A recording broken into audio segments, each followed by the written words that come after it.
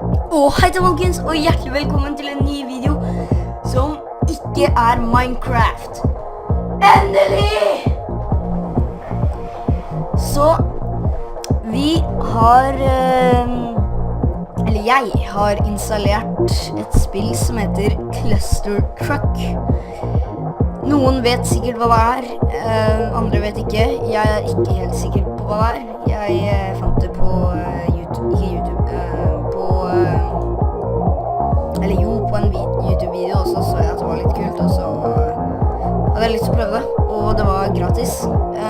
Så ja, Cluster Truck. Ok, best time, ok, jeg har tydeligvis ikke begynt da. Abilities. Oi. Hva er det? Det er time slow, double jump, air dash, jetpack. EGR, hva er det for noe? Ja, det finner vi ut. Men det her er tydeligvis sånne poeng, tror jeg. Eller sånne ting man kan unlocke da. Ok, jeg tror vi tar og bare starter et new game. Ok, oi! Ok. Oi! Å, herregud. Hvordan? Oi, shift to sprint, ok. Ok, så, oi, nei, oi, ok. Så dette her er tydeligvis et sånt parkourspill som handler om at du skal holde deg over bakken. Og, ok. Du skal holde deg over bakken.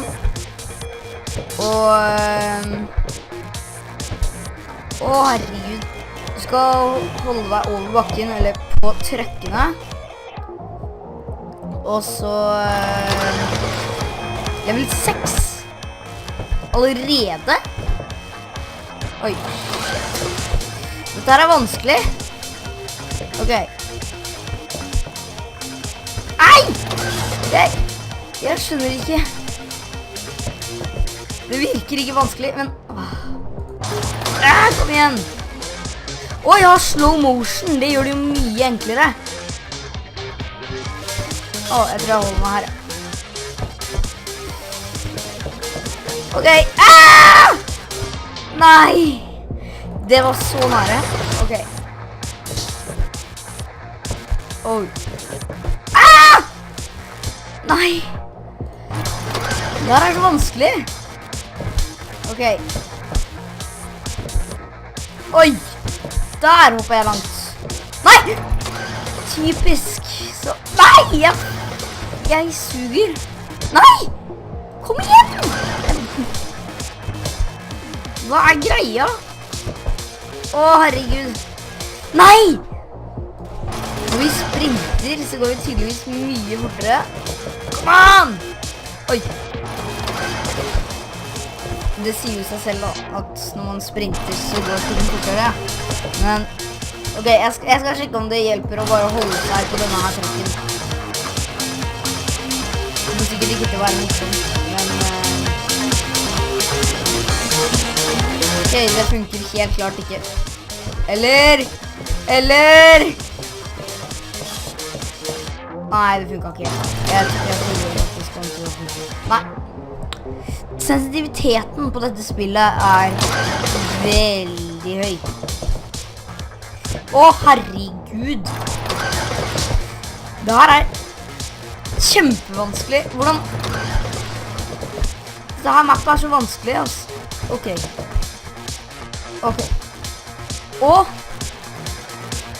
Jeg kan jo ikke gjøre noe. Nei, hvis...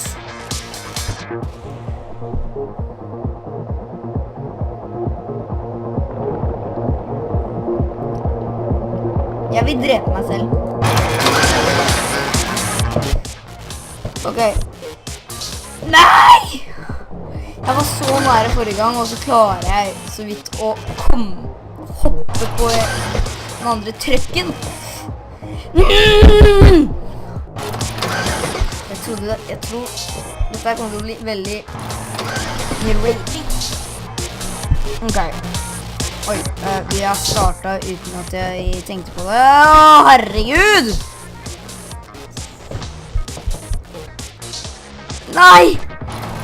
Hvis vi hadde trøkket... Trøkk. Hvis vi hadde klart det der, så hadde jeg blitt så... Altså, jeg hoppet.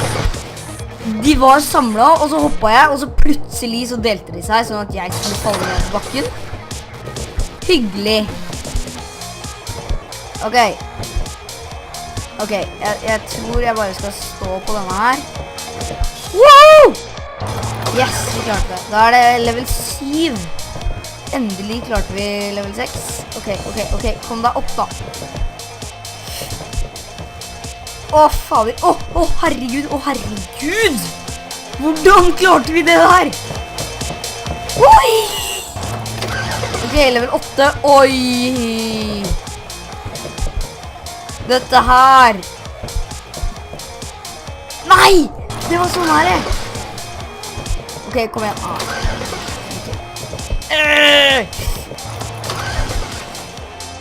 Ok, land på den trøkken der. Ok, sånn.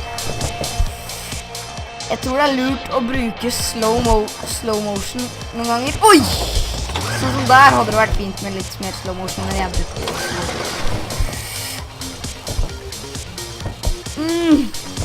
Åh nei. Nei, så går jeg alt for langt og alt for bort. Ok. Nei! Ok, jeg skal bare holde kjeft før jeg knuser testen min.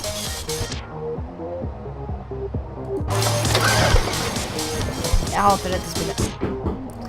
Sorry hvis det er sånn dunkelyder i bakgrunnen, det er bare...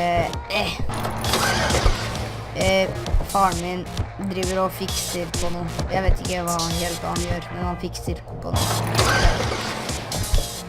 Ok, hva er det som skjer akkurat nå? Jeg blir så lei meg.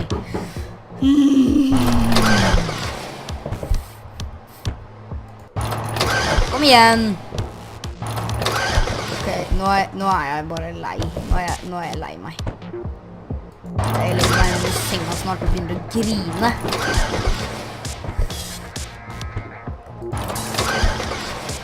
Ok. Nei! De svinger jo unna!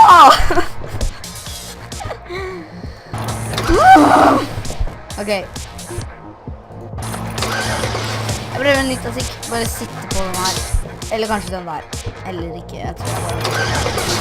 Eller ikke. Jeg tror jeg holder meg på denne her. Denne trøkken, Denne trøkken her blir viktig. Det er veldig sant. Tydeligvis ikke. Hvorfor svinger de alltid vekk? Det er så irriterende.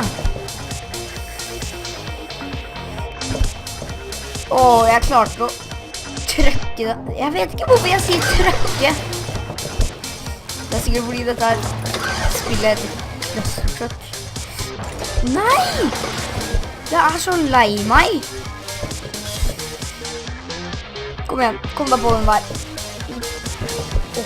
Ta meg på balla.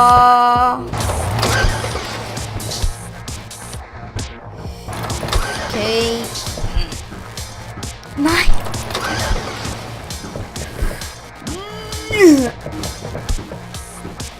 Nei!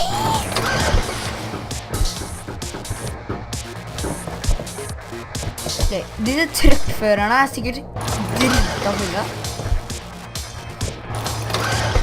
Fordi de kjører jo helt hulter til bulter. Det er ikke lov! Hvis jeg bare hadde kommet meg på den trucken der.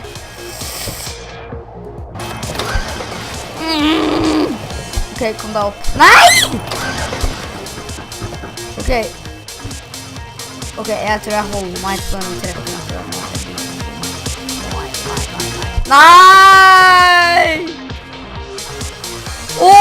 Nei! Det var så nære. Jeg hater dette spillet.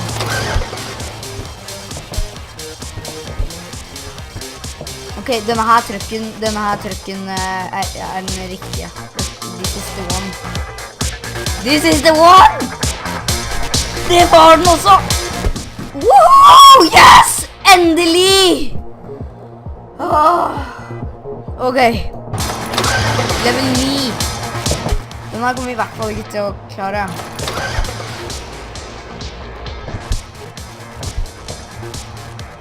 Kom igjen da. Der ja. Stå på den her. Hva greia?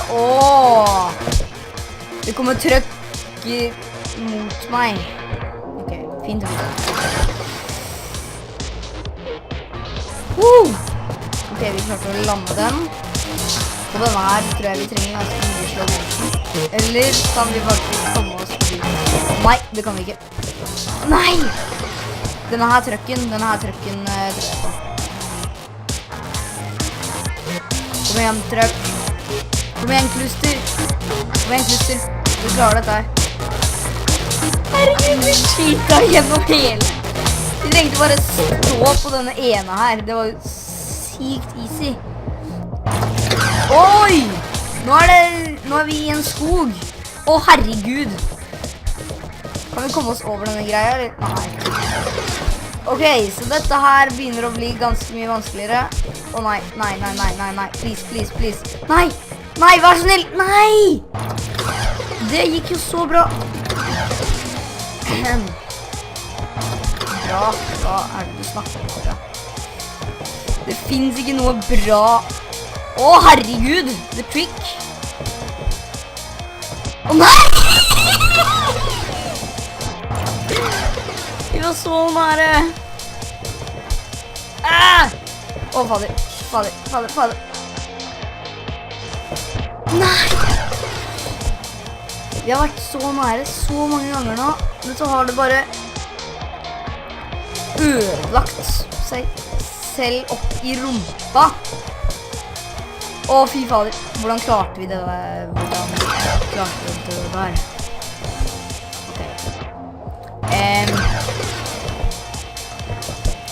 Ok, jeg håper... Oi, hva skjer? Hva skjer akkurat nå? Det som skjer at jeg dør. Nei! Ok. Kom igjen da. Dette her klarer du. Dette klarer du. Tydeligvis ikke. Ok. Nå er det bare full speed. Nei! Jo, kanskje. Kanskje ikke. Jeg vet ikke. Jeg vet ikke. Jeg vet bare ikke! Nei!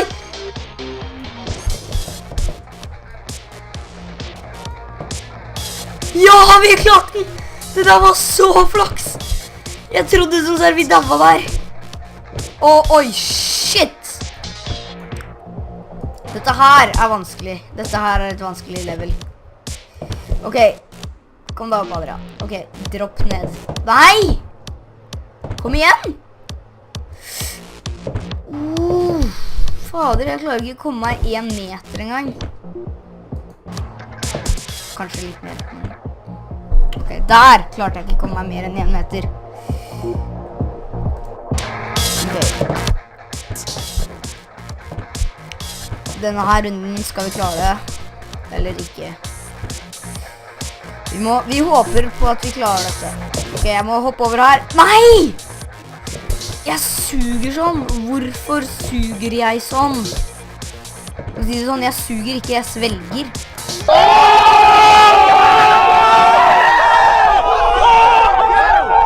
Nice.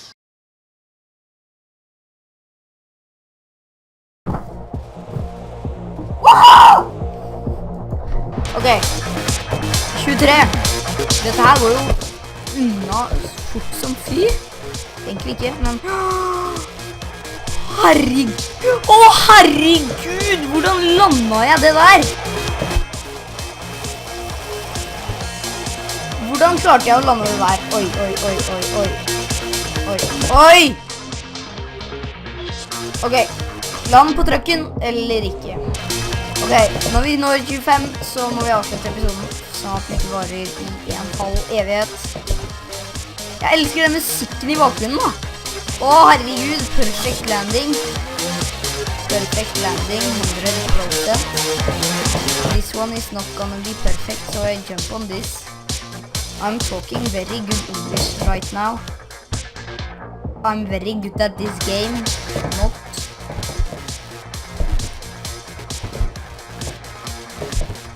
Okay. Perfect landing, or not. Ah! Okay, this is not a perfect landing. Okay, this. Oh my god. Get back! Get back! Damn it. Jeg kunne ha gjort det der. Hvis jeg bare hadde vært smartere. Eller noe sånt. Ok, forrest er alltid først. Woohoo! Og jeg bare elsker å være høyt oppe i der. Og hei sånn trøkk. Å faen. Å fy faen. Nei. Tydeligvis. Ok, ai, shit. Ja, shit, jeg er ikke shit. Jeg vet ikke hva det er. Ok. Jeg må komme meg over. Nei, nå knuser denne tingen, så får jeg ikke overlevd. Åh, vi klarte å lande den her akkurat. Åh nei. Åh nei. Nei! Please! Please! Åh, herregud! Hvordan klarte vi det der? Hvordan klarte vi det der? Nei! Hvorfor? Ok, vi prøver en siste gang, så sikkert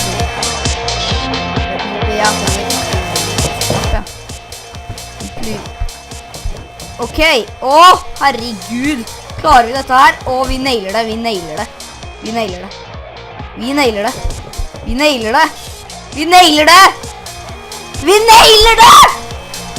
Jeg skal holde kjent. Nei! Åh, hvorfor? Ok. Nei! Ok, vi nailer det ikke, vi Neil Armstronger det. For det er akkurat, det er akkurat det samme. Sånn sikkert. Fortell foreldrene deres det, så blir de sikkert skikkelig stolte. Wow! Åh, nei! Ok, dette her. Åh nei, der. Ok, land it.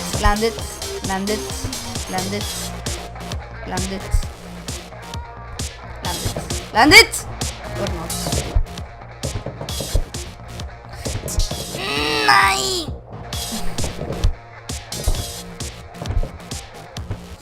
Åh, kom igjen nå. Nei, kom igjen. Please. Nei! Ok. Jeg avslutter ikke episoden før jeg har klart denne her. Ok, oi! Shit. Ok, Neil Armstronger vi det. Kanskje ikke. Vi landa det. Vi Neil Armstronga det ikke. Ok.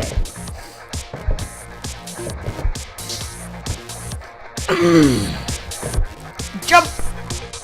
Slow motion. Åh nei. Woohoo! Jeg måtte bare gjøre det der. Nei, det var så nære.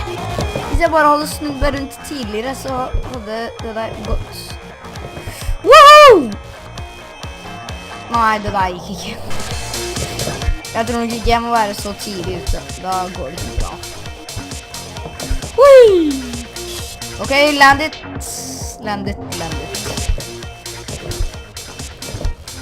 Ok, nei!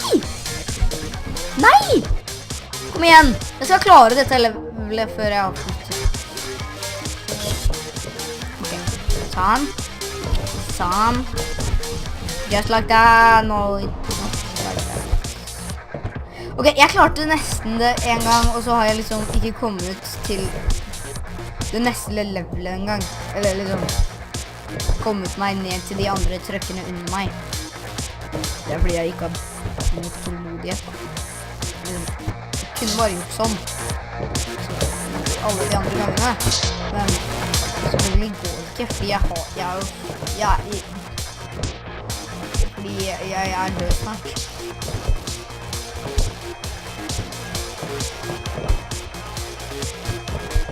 Å, herregud. Ok, vi gjør dette en gang til. Nei, vi gjør dette en gang til. Kom igjen!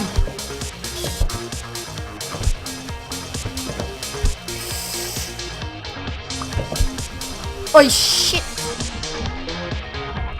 Kom igjen. Typisk. Ok. Jeg sa at vi skulle gjøre det til 25 før jeg avslutter episoden. That's not gonna happen. Ok, jeg gjør det 3 ganger til. Dette her er det tredje siste. Ok, jump. Land it or not. Ok, andre forsøk. Ok, sånn. Land it. Åh, faen! Jeg holdt på å si et stygt ord. Nei! Ok, det der telles ikke. Siste forsøk. Det telles heller ikke. Siste forsøk.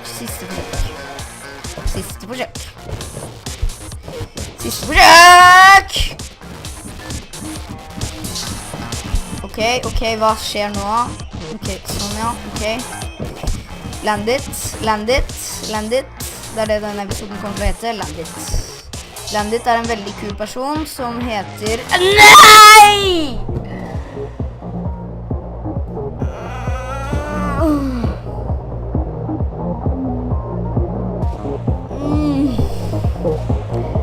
Ok.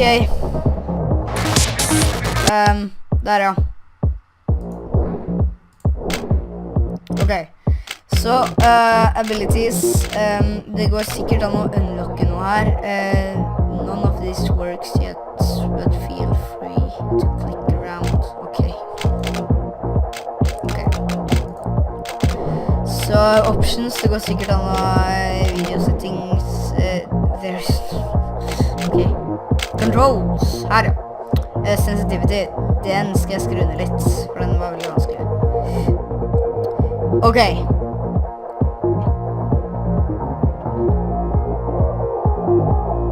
Vi tar og avslutter episoden her. Vi går tilbake til forsiden, eller hva enn du kaller det. Tusen hjertelig takk for at du så på denne Landit-episoden. Landit har vært skikkelig hyggelig med meg i det siste. Jeg har ikke peiling på hvem han er. Gjerne legg igjen en like hvis du har lyst. Det hadde vært kjempehyggelig. Tusen takk for meg, og ha det bra. Ikke glem å subscribe.